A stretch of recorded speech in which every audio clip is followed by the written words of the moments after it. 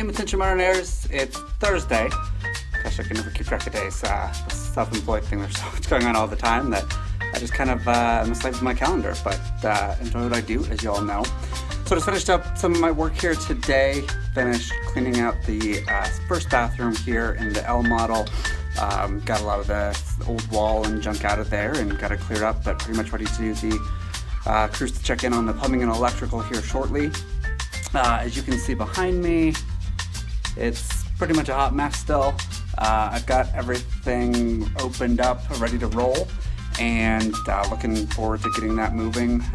We are now 8 days into this process, so moving at a pace I'm pretty comfortable with. I always think it's not fast enough, but based on my other flips, we're doing pretty well to be at this point in time right now.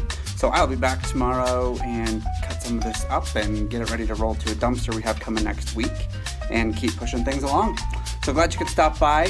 We found some cool stuff here though today, and I'll send you a picture of it all, but there was some pink that was essentially the entire color of the house, and the palette that we found and had recreated for the paint color choices that Cliff, May, and Chris offered was actually a blush pink, and I know a lot of folks call it millennial pink, and it is not.